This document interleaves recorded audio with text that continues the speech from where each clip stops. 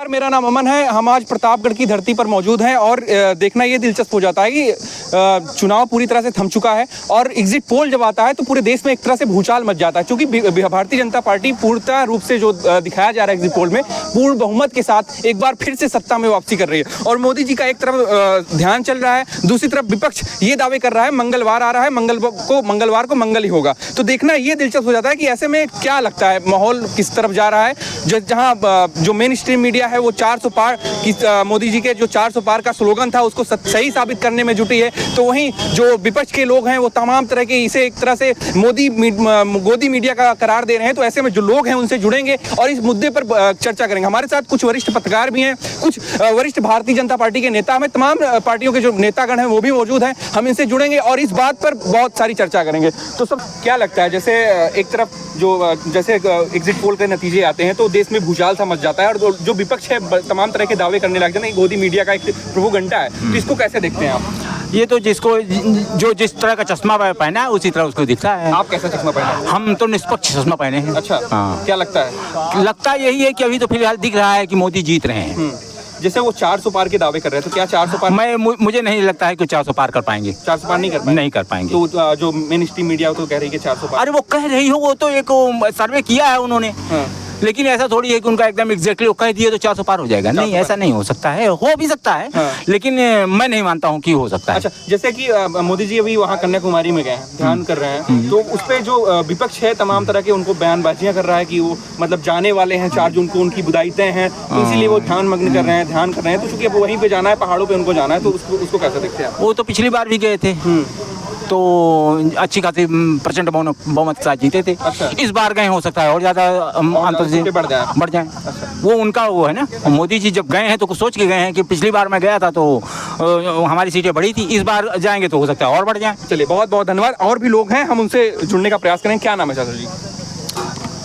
Bahujan Samaj party और क्या बोलते हैं इनका समाज पार्टी और अपना दल, दोनों यहाँ लड़ाई भी है। हाँ, दोनों लड़ाई में है, दोनों को वोट बराबर पा रहा है। अब पब्लिक किसको वोट दिए उसको पब्लिक जानना है। अच्छा, हाँ। तो क्या लगता है, जैसे मोदी जी कह रहे हैं 400 पार जाएगा? नहीं, पूर्णतः नहीं जाएगा, कम रहना है, कम रहेगा। क्या हाल है उत्तर प्रदेश में? हम वो दोनों कोई पोजीशन है, लड़ाई दोनों चल रही है। देखो किसकी लड़ाई है, क्या है, कौन क्या भैया क्या कहना था? दोनों लड़ाई है। तो हमारे साथ कुछ और भी लोग हैं जो वरिष्ठ पत्रकार हैं, उनसे हम जुड़ने का प्रयास करेंगे, क्योंकि वो जगह जगह जाके विश्लेषण भी करते हैं और जो लोग हैं उनके मन को टटोलने का प्रयास करते हैं। इनका सर्वे कैसा रहा और कैसे लोगों के बीच में अपनी पैठ बनाए और लोगों का रुझान किस तरफ है, इसके बारे में बताएंगे। तो हमारे साथ संजय भैया जी हैं, हम उनसे जुड़ने का प्रयास करेंगे, जो कि एक वरिष्ठ और समाज सेवी भी हैं। भैया, क्या लगता है कैसा माहौल बन रहा है देश में? जैसे एग्जिट पोल के नतीजे आए तो देश में सभी के होश उड़ गए हैं, विपक्ष भी घबराया हुआ है, लेकिन विपक्ष फिर भी ऐसा बोल रहा है कि मंगलवार है, मंगलवार के दिन मंगल होगा, बस इतना ही कह के वो बचत ले रहे हैं। तो कैसे देखते हैं इसको आप? देखिए, विपक्ष जब से चुनाव लड़ रहा है तब से उसके अंदर बौखलाहट की स्थिति बनी हुई है जी। वो शुरू से बौखलाया हुआ है, अभी भी बौखलाहट की स्थिति बनी है। लेकिन इस राष्ट्र को, इस देश को मोदी जी की आवश्यकता है, योगी जी की आवश्यकता है, और जब उन दोनों की आवश्यकता है तो उनके साथ साथ संगमलाल की आवश्यकता है। अच्छा, ये जैसे अभी भाई साहब ने कहा कि लड़ाई हमारी साइकिल से है, इनको ये पता है कि सामने कौन सा पहलवान कितनी ऊर्जा के साथ, कितने साहस के साथ, कितनी अच्छी क्वालिटी का लंगोटा पहन के, कितने अच्छे योग व्यायाम के साथ अखाड़े में आया हुआ है। और हमें तो ये लगता है कि हमारे सामने कोई लड़ने वाला है ही नहीं। मतलब कोई मैदान में नहीं, हमारे सामने कोई नहीं है। अच्छा, अब ये बताइए कि अगर हम और आप सिंगल एक व्यक्ति अखाड़े में चुनौती दे रहा हो और 52 लोग एक साथ कह रहे हो मुझसे लड़िए, फिर भी वो कह रहा है कि आइए अकेले लड़िए, वो कह रहे हैं मिल के लड़ेंगे, वो कह रहा है आइए मिल के लड़िए, फिर भी वो ताल ठोक रहा है। इससे बड़ी बहादुरी का क्या काम होगा? मोदी जी ने ताल ठोक दिया है। 400 पार जो हमारे कुछ भाई कह रहे हैं कि नहीं होगा, 400 पार का मित्र मतलब ये होता है कि जो हम आप कहते हैं ना उसके करीब हमारा आपका, अच्छा, करीब पहुंचना हमारा, यानी हम 300 के पार 400 के अंदर रहने की पूर्ण विश्वास आशा करते हैं। 400 पार भी हो सकते हैं, ये जनता जनार्दन के ऊपर है। कैसे मतलब जो जिन्होंने मतदान किया उनके मन में अभी आप समाज बीच में आते जाते होंगे, तो कैसा लग रहा है? क्या उनको बेसब्री से इंतजार है मोदी जी को? बहुत बहुत सही आपने प्रश्न किया। हाँ। कि जिन्होंने मतदान किया उन्हें तो विश्वास है। हाँ। जिन्होंने नहीं मतदान किया है, विपक्ष में है, वो आज जब गली चौराहे चाय पान की दुकान नुक्कड़ पे मिलते हैं तो ये कहते हैं कि कमल का फूल जीतने वाला है, संगम लाल जीतने वाले हैं। अच्छा, योगी मतलब और मोदी की सरकार, उनके सुर बदल गए हैं। अच्छा, इनके सुर अभी बदले हैं। अभी देखिएगा, यही विपक्षी 4 तारीख को ये कहना शुरू कर देंगे कि ईवीएम हैंग हो गया। इनके पास दूसरा रास्ता नहीं, पिछले चुनाव में भी यही कहे हैं, इस चुनाव में भी यही कहेंगे। क्या आप जो जनता है वो मान के चले कि ईवीएम का रोना अब शुरू हो जाएगा? बिल्कुल रोना शुरू हो जाएगा, बिल्कुल रोना शुरू हो जाएगा। कल का एग्जिट पोल दीजिए, देखिए भाजपा 370 जा रही है। ये बताइए, जैसे एक जगह ऐसी भी थी जहाँ पे कुछ लोग बोल रहे थे कि मैंने बटन दबाया, साइकिल का तो पर्ची निकली कमल की, तो इसको कैसे देखते हैं आप? आपने भी वोट दिया होगा, हमने भी वोट दिया। हमने कमल का दबाया तो साइकिल नहीं निकल गई। अच्छा। आपने कमल दबाया होगा या जो भी दबाया होगा, दूसरी नहीं निकल गई। तो वो गलत बोल रहे हैं, वो अफवाह उड़ा रहे हैं, वो विवादित बयान दे रहे हैं। तो अच्छा, ये कह के अपने प्रत्याशी जो उनका साइकिल वाला है उसको यह विश्वास दिलाते हैं कि मैंने साइकिल पे दिया और कमल पे वोट चला गया। तो कहीं न कहीं उनका कमल से आस्था उनकी जुड़ी हुई है। अच्छा। इसलिए वो झूठ बोलते हैं। जैसे वो स्लोगन एक रहा कि 400 पार, तो क्या सच में 400 पार जो एग्जिट पोल नतीजे आ रहे हैं, तो क्या लगता है 400 पार जाएगा, फिर 400 के अंदर ही सिमट जाएंगे? अच्छा, आप इनकी सत्यता को देखिए। अखिलेश जी आए थे प्रतापगढ़, उन्होंने भरे मंच पे अपने वोटर मुस्लिम, यादव, इनको लुभाने के लिए उन्होंने कहा, मोदी जी कह रहे हैं 400 पार, 400 मेरा है, 400 पार यानी 143 उनका है। उनको यह पता है कि मेरे वोटर कांग्रेस को सपोर्ट कर रहे हैं, वही मुस्लिम वोटर कांग्रेस का है, वही मुस्लिम वोटर सपा का है। अब कांग्रेस को यादव वोटर मिल रहे हैं जहां लड़ रहे हैं, लेकिन सपा को जो है कौन सा वोटर मिल रहा है? कांग्रेस का कोई वोटर नहीं मिल रहा है ना। तो इसमें तो मुस्लिम गुमराह हैं। अच्छा भैया, एक चीज़ और बताइए, एक विश्लेषक के तौर पे आप कैसे देखते हैं? जैसे कि अमेठी बहुत ही चर्चा का विषय रही, चर्चा का केंद्र मानी जाती रही, वहाँ पे ये भी दावा किया जाता रहा कि राहुल गांधी आएंगे, लेकिन राहुल गांधी मैदान में नहीं उतरे। केएल शर्मा, जो कि ऐसा दावा किया जाता है वो 40 सालों तक वहाँ पे रमे रहे और जनता के बीच में आते जाते रहे। और वही रायबरेली को देखा जाए तो उसको लेकर कैसे विश्लेषण देंगे आप?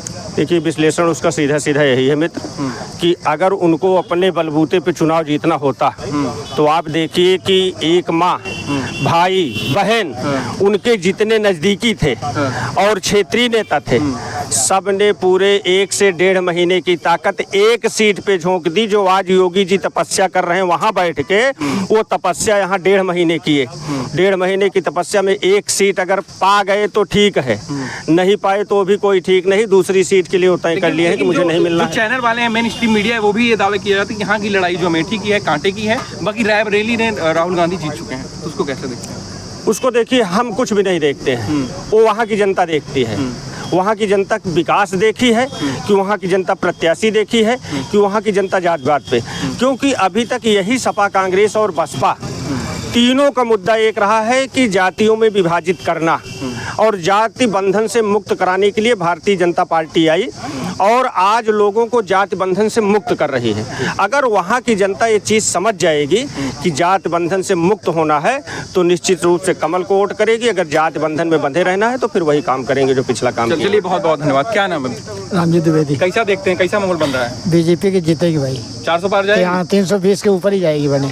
4 वो तो कह रहे हैं 4 कहने दो बने, ठीक है, 400 पार है तो आज भी आइडिया लगाता है, लेकिन 320 तक 25 तक है जाए पूरा। 325 तक। हाँ, इतना। बहुत बहुत धन्यवाद। हमारे साथ और कुछ भी लोग हैं, उनसे जुड़ने का प्रयास करेंगे। जैसा क्या देखते हैं, हमारे साथ नागेंद्र भूषण शुक्ला जी हैं, जो कि एक वरिष्ठ समाज सेवी हैं। हम इनसे जुड़ने का प्रयास करेंगे और एक राजनीतिक विश्लेषक भी हैं। तो कैसा देखते हैं जो देश में परिवेश बन रहा है, माहौल बन रहा है, उसको कैसे देखते हैं आप? जी, जय श्री राम। जय श्री राम।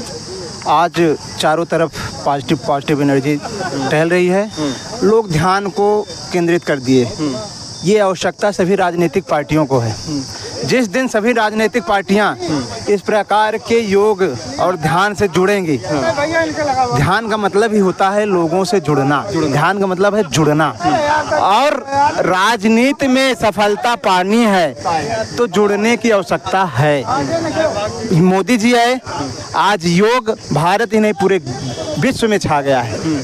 जिस प्रकार से मोदी जी ने 45 घंटे का ध्यान किया, और ध्यान की वो ताकत है कि 4 तारीख का जब गणना होगी तो संख्या 400 पे रुकने वाली नहीं है, 412 से लेकर के 422 के बीच टिकने वाली बड़े है। दावे कर रहे हैं। बिल्कुल, ये सिर्फ न मोदी के कारण हो रहा है न योगी, सिर्फ उस ध्यान के कारण हो रहा है जो मोदी जी ने 45 घंटे के लिए रखा है। अच्छा, उस ध्यान की ताकत है, ध्यान का दे रहे हैं जी बिल्कुल, उस ध्यान में ये ताकत है कि ये जो सीट है वो 412 से 422 के बीच रुकने वाली है। और मैं सभी राजनीतिक पार्टियों से कहना चाहूंगा, उनके जो शीर्ष नेतृत्व हैं, ध्यान लगाना शुरू कर दीजिए, आपका अन्यथा आने वाले समय में पतन निश्चित है।